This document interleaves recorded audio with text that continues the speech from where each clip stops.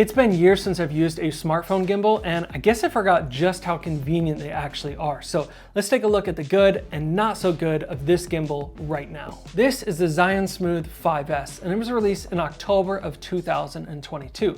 So there are newer smartphone gimbals on the market today. So I want to see how it holds up based on 3 different criteria. 1, build quality, 2, features, and 3, results. So actually, how smooth is the footage that you can get with it? I mean, it's in the name.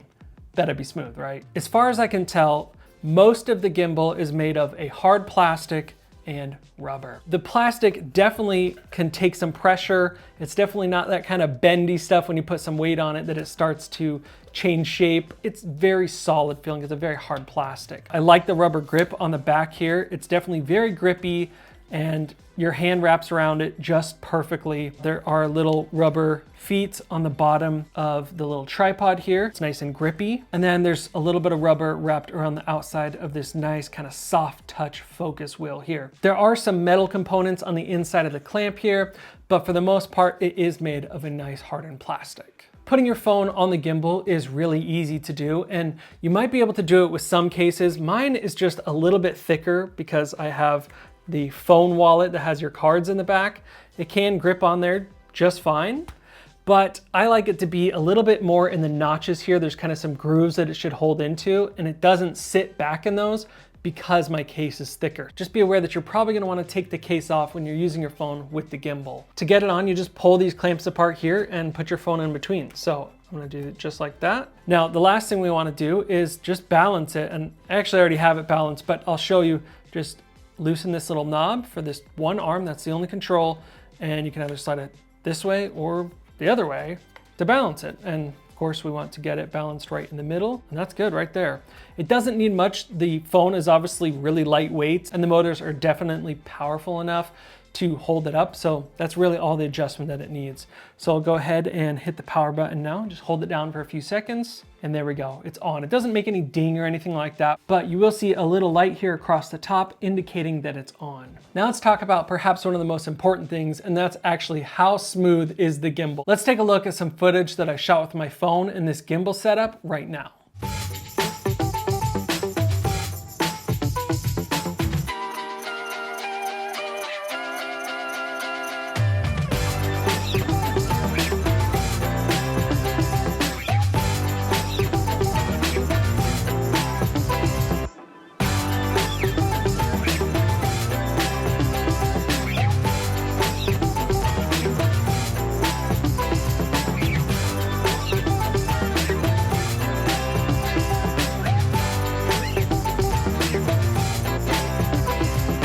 And to be honest, I wasn't disappointed at all. It's very smooth, just as you would expect with a modern gimbal today. All the footage looks really good and smooth, and I really like it for that. Let's take a closer look at the buttons and what they all do now. So the main one is mode, and that's how you're going to be switching between the different modes that the gimbal operates in. The first one is pan follow. It's the one that I use the most, and I'm pretty sure you guys are very familiar with gimbals already, so I don't need to explain what that does really. And then you can just hit mode again and start switching through them. So you have lock, which will keep it locked in the orientation that you had it. So no matter what you do, it's always going to be pointing that direction. You also have follow mode, POV, and then vertical mode. The next thing you're going to use the most is definitely the joystick, and it's just as you would expect, moves the gimbal around.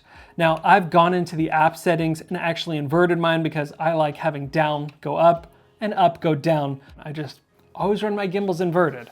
I don't know why. Comment below, do you run inverted on your joystick, or am I just the crazy one? What I will say is the joystick feels a little bit plasticky. That's something they could improve on. There's no rubber grip on it. The next button that you might use from time to time is actually a light. And if you hold this down for a few seconds, the fill light on the gimbal will turn on. And this is kind of a cool feature that I haven't seen in many gimbals before. This is actually built right into the arm of the gimbal. And as you can see, it gets really bright, and you can just spin the knob and it gets even brighter. Now, it's not something that I would use all the time because I do like to light my subjects with all different lights and try to make it look a little bit better than flat light right on the front of you.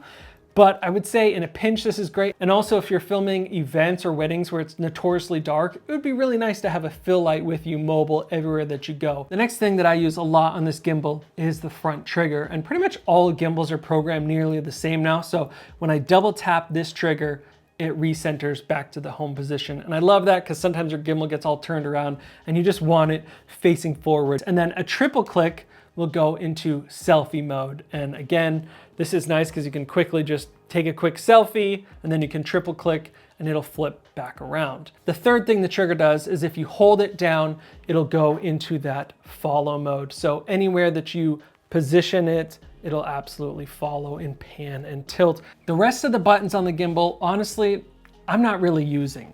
There's a function button that you can program in the app to do something. I haven't programmed it to anything because it kind of already does everything I need to without that. But if there's something custom you like to have, of course you can set that up. You have your power button. You're of course gonna need that. On this side, we have the focus and zoom wheel. Now, this is interesting because a lot of gimbals have this. Of course, the bigger gimbals like my Zhiyun Crane 2S has this, and I can set up my focus motor and pull focus manually here, which is really, really nice. But if you wanna pull focus manually with a mobile phone, obviously you've got to have an app to be able to control the camera. They have their own app for this gimbal and it's called the ZY Cami, and I'll get into that a little bit later. But once you have that set up, you should be able to pull focus and zoom. But honestly, I spent a lot of time in the app playing with it and trying to figure out how to make it work, and I just couldn't get it to. So if you know how, just leave a comment below, let me know. And one other button on here I'm really not using is the menu button, which is another button for controlling the app. So if you want to really interface with the ZY Cami app, some of these buttons really make sense to have. But if you just like filming with the internal camera app or the Blackmagic camera app or even the Skyglass app, you're not going to be using all these buttons. Now let's take a look at a cool little accessory that comes with the ZY gimbal if you get it in the combo. So the combo comes with the case and this little extra fill light. Otherwise, you can get the gimbal just by itself. And the gimbal by itself right now on Amazon is $170 US, but a lot of times they run coupons on it, or it's $220 for getting the entire carrying case and some accessories. The main accessory that you get extra is this little fill light module. So there's one built into the arm here, but if that's not bright enough for you, there's a little magnetic light. And this is pretty cool. I haven't seen this on too many gimbals before. Just clicks on like that. And of course you hold that light button down for a few seconds and boom, it's on. It's pretty cool, very, very bright. So if you have situations where you need a light like this, you could definitely do it. Now we have the gimbal set up to film vertically right now because let's be honest, if you're using a gimbal with your phone, you're most likely shooting for TikTok or Reels or Shorts or something like that. But what if you want to film horizontally? Well, it's very easy to do. What I'm going to do is power off the camera, and then you can actually just flip this little piece right here horizontally. You do need to quickly rebalance it because it's very heavy to one side now. So just loosen this little knob and then slide out the arm. But there you go, there's the horizontal mode. Very easy to switch between the two. Now let's look at the axis locks on this gimbal. And this is pretty cool. I haven't seen a gimbal do it this way before. It's very simple. They're pretty much friction axis locks. So they have this little notch and a little knob, and you just click it in, just like that. You can hear this click. There we go, it's clicked in. And then the final one is there is a lock on the back here, and you just rotate it around until it clicks in. And now it's fully locked. So you can throw this into a backpack or a Pelican case, whatever it is, and it's not gonna be swinging all over the place. When it comes to battery life, Zhiyun claims that this will last up to 24 hours. Now, I think that might be a little bit extreme. I've never seen a gimbal actually last 24 hours before, but I haven't tested a full 24-hour run, so maybe they're right. But what I can say is that it easily lasts a few hours. I've done some shoots with it where I was running it for about an hour or two with no problem, and then picked it up again the next day and the next day as I've been doing testing and filming this video, and I haven't had to recharge it. Now, when your battery does eventually die, it's fully internal, so you don't take out the batteries to recharge it. You just plug it into this USB-C port here in the front, and it takes about 2 hours to fully recharge it. Now, because this gimbal is so compact and mostly made of plastic, it's very lightweight at only 1.3 pounds. So it's really easy to use all day long, and it's not gonna kill your back. Now, if you've been watching my channel, I also released a video recently about the RS3 Mini, which this gimbal is very similar but different in a lot of ways. And this is only 1.75 pounds.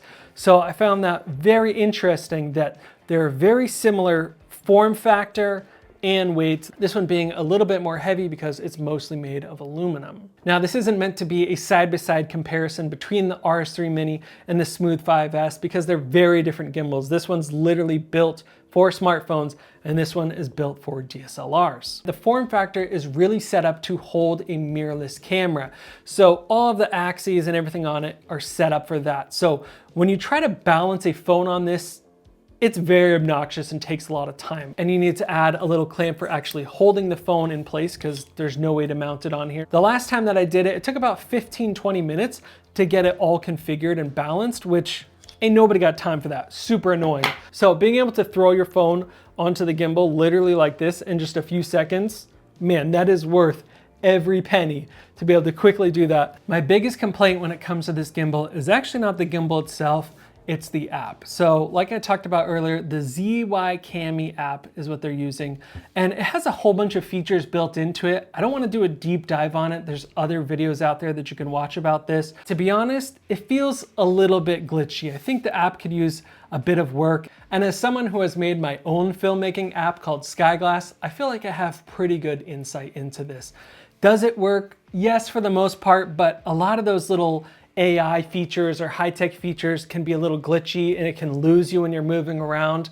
And personally, I just like to have control over the camera myself with my hands and how I do it. What I do like, I've said before, is the record button. It's really nice. Now it's recording and I love that. And of course I can stop it. So being able to start stop with the gimbal right here without having to go up here and pressing the record start stop button is obviously really convenient. If you do a lot of filmmaking and video work with your phone, yes, you can get pretty smooth footage now with handheld work because they have all that in-body image stabilization, but nothing beats a really, really smooth shot from a gimbal. So I do think it's worth having in your tool belt when you need it for those kinds of shots. So do I recommend the Zhiyun Smooth 5S?